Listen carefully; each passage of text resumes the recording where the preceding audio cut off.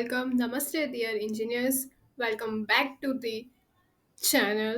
Here we are starting an ISRO PYQ series क्योंकि इसरो का exam तो नहीं है, it's just 1 month away.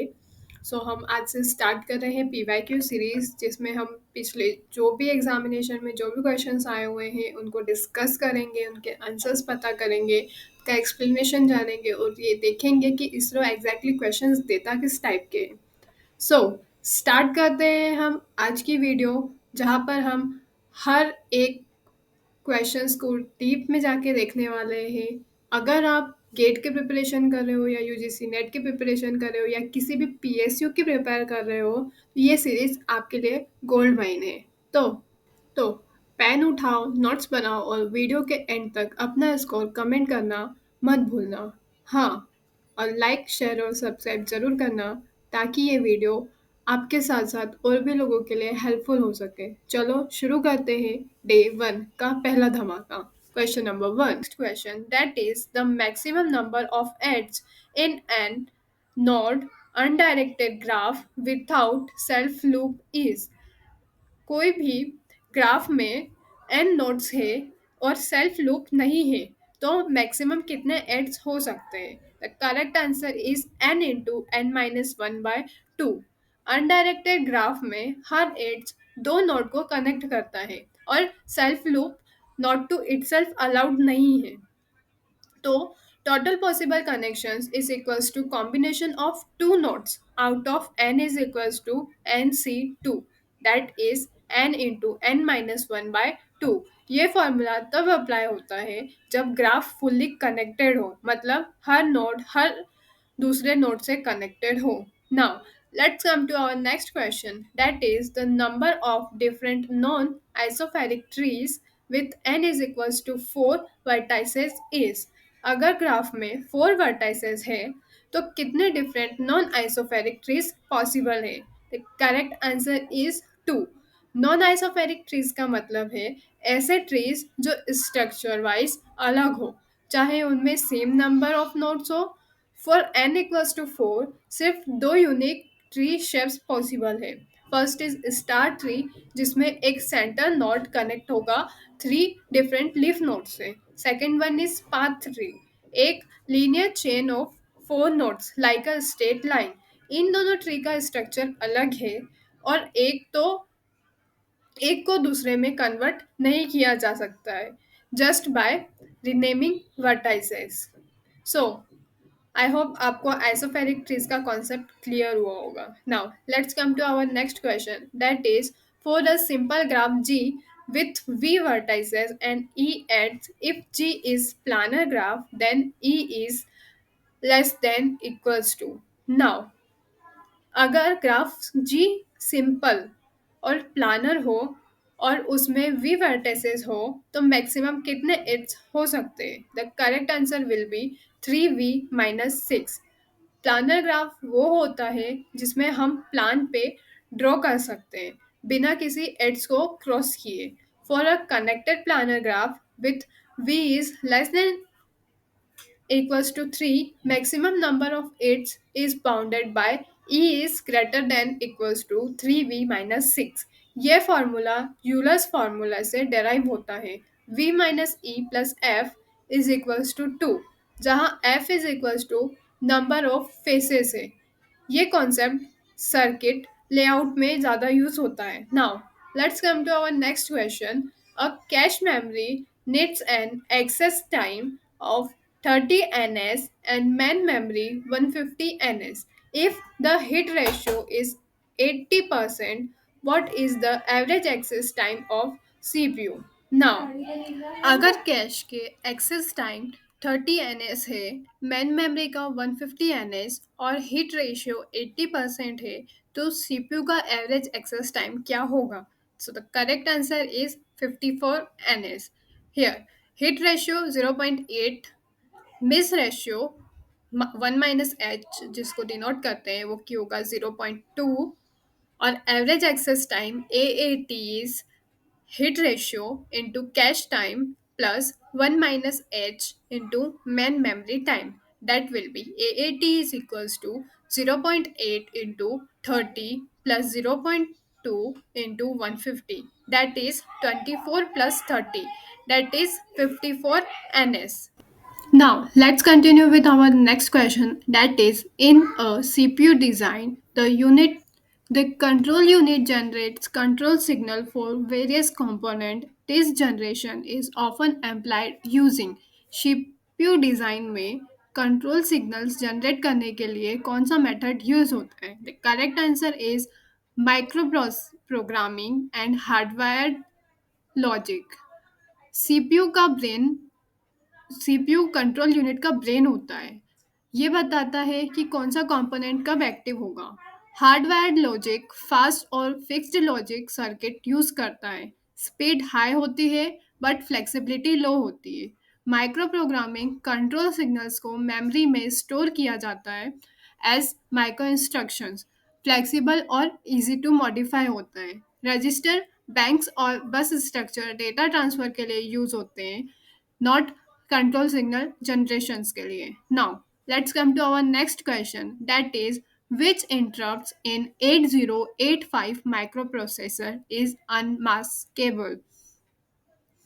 8085 microprocessor में कौन सा इंटरप्ट अनमास्केबल होता है? So the correct answer is TRAP, trap.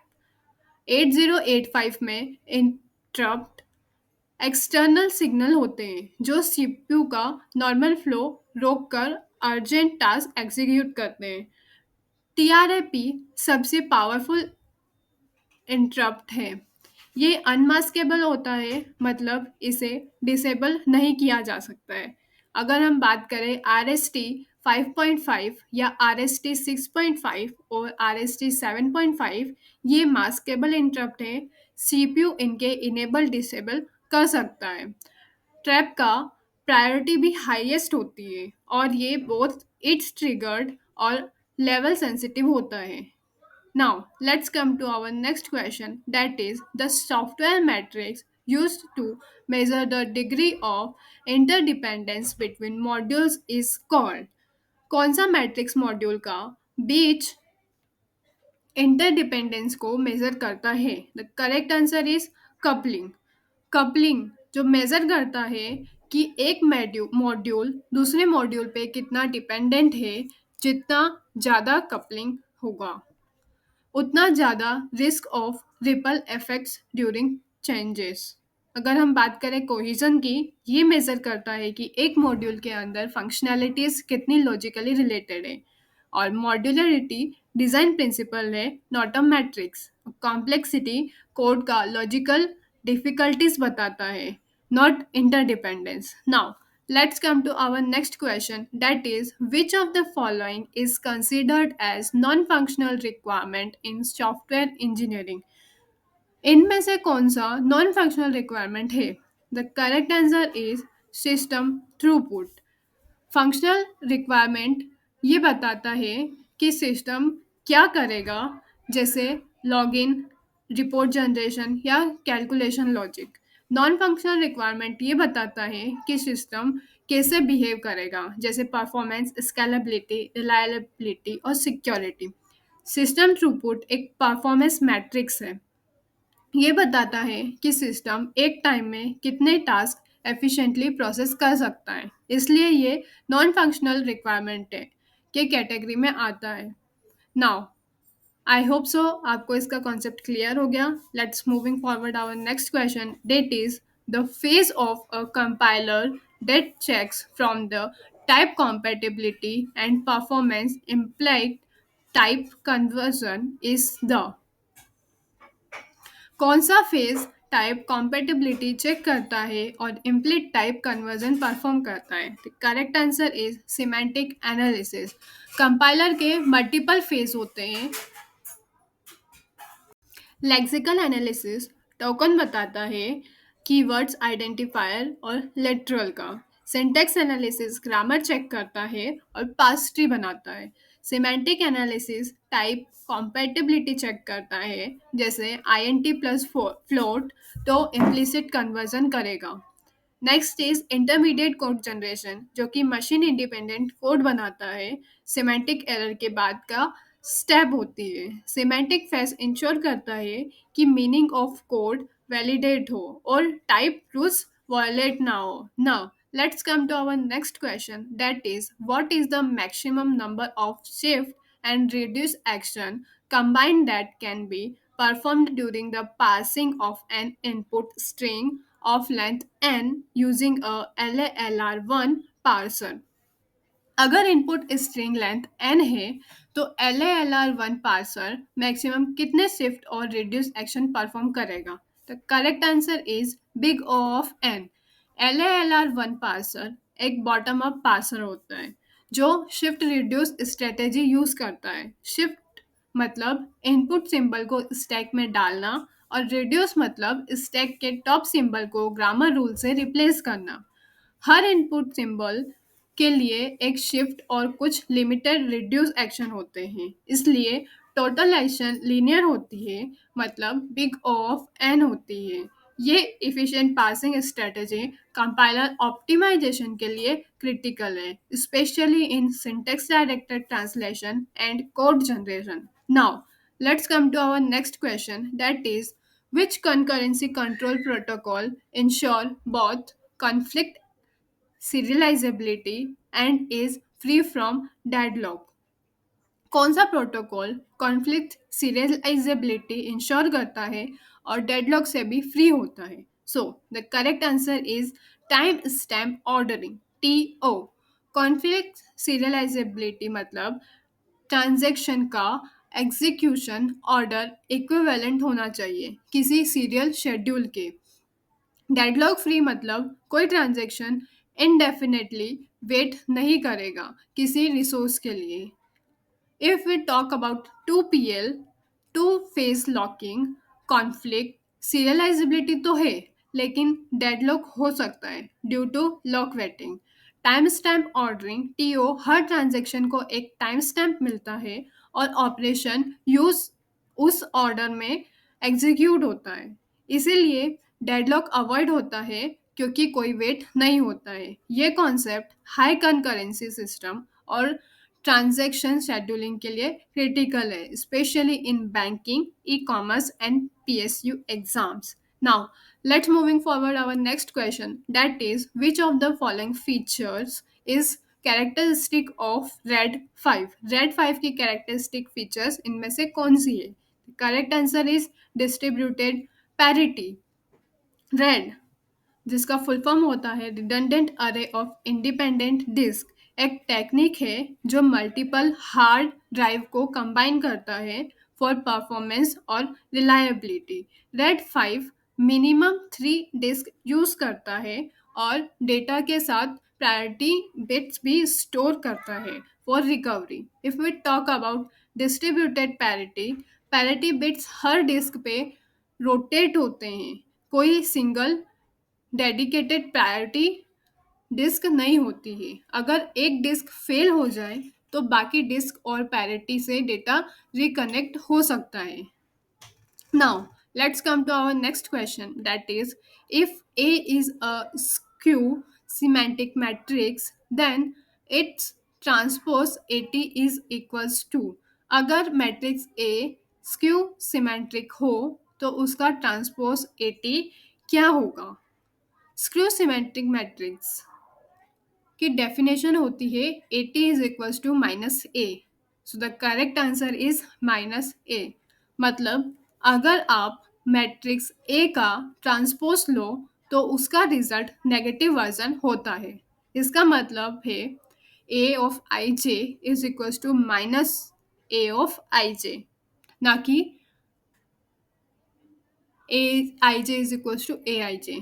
Diagonal element हमेशा 0 होता है क्योंकि A of II is equals to -II, ना कि जो कि इक्वल होता है A ऑफ II के, ना कि 0 के.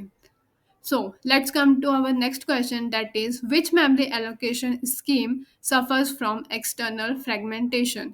कौन सी memory allocation schema external fragmentation face करता है. So the correct answer is dynamic partitioning. अगर हम एक्सटर्नल फ्रेगमेंटेशन की बात करें, जब मेमोरी फ्री होती हो लेकिन छोटी छोटी ब्लॉक्स में स्कैटर्ड होती है और लार्ज प्रोसेस को फिट करना मुश्किल होता है, that is called external fragmentation. Now talking about dynamic partitioning, process को मेमोरी साइज के हिसाब से एलोकेट किया जाता है, लेकिन जब प्रोसेस टर्मिनेट होता है गैप्स क्रिएट होते हैं. पेजिंग और demand paging fixed size block use करते हैं, एक्सटर्नल फ्रेगमेंटेशन नहीं होता है. Segmentation with swapping, internal fragmentation हो सकता है बट एक्सटर्नल फ्रेगमेंटेशन अवॉइड किया जा सकता है with compaction. Now moving forward to next question, if A and B are two arbitrary events then which of the following is always true. अगर A और B एक इवेंट पेयर है तो उसका आर्बिटरी इवेंट क्या होगा. The correct answer is option number D. P of A union B is always less than और equals to P of A plus P of B. Explanation है, अगर P of A union B करेंगे तो वो बताता है probability that either ए और B और both occurs. If we talk about P of A plus P of B, that is sum of individual probability. अगर A और B overlapping event है तो P of A union B is greater than होगा P of A plus P of B. अगर A और B disjoint है तब P of A union B is equals to P of A plus P of B. इसलिए general case में P of A union B is always greater than equals to P of A plus P of B हमेशा true होता है. Now let's come to our next question, that is the number of weight state required for a 33 mHz CPU interference with a 60 ns memory is. अगर CPU 33 mHz पे चल रहा है और memory access time 60 ns है plus 10 ns circulatory delay है तो कितने वेट स्टेट रिक्वायर्ड होंगे. The correct answer is 2 because CPU clock period 1/33 mHz होता है, that is equals to 3.3 ns. Total memory access 60 ns plus 10 ns, that is 70 ns. तो CPU एक cycle में data नहीं फैच कर पाएगा तो एक्स्ट्रा साइकिल्स वेट स्टेट चाहिए. Wait state cell 70 minus 30.3 divided by 30.3 that is equals to 2. Wait state CPU का slow करते हैं ताकि मेमोरी के रिस्पॉन्स का वेट किया जा सके. ये कॉन्सेप्ट एम्बेडेड सिस्टम और परफॉर्मेंस टर्निंग के लिए स्पेशली यूज हो. So the correct answer will be 2. Now hey learners, you made it. अगर आप वीडियो के इस एंड तक पहुंच गए मतलब आपने ऑलमोस्ट सारे क्वेश्चंस देख लिए हैं, उनको समझ लिया है, उनके एक्सप्लेनेशन जान लिए हैं. अगर आपको आज का सेशन अच्छा लगा है तो प्लीज़ कमेंट कीजिए आपने कितना स्कोर किया है और ये कमिटमेंट लीजिए कि आप इस सेशन के साथ बने रहेंगे. आगे जो भी वीडियोस आती है आप उन वीडियोस के साथ बने रहेंगे. याद रखिए, don't forget every like, share and subscribe help this community grow stronger and reach more inspirant across the country. Drop your doubt or favorite moment in the comment. I read every single one and love hearing your insights. Tomorrow's episode dive deeper, so stay tuned and keep your planner ready. Until then, stay curious, stay consistent, and remember, preparation isn't just about solving questions, it's about building confidence one concept at a time. Jai Hind. Thank you.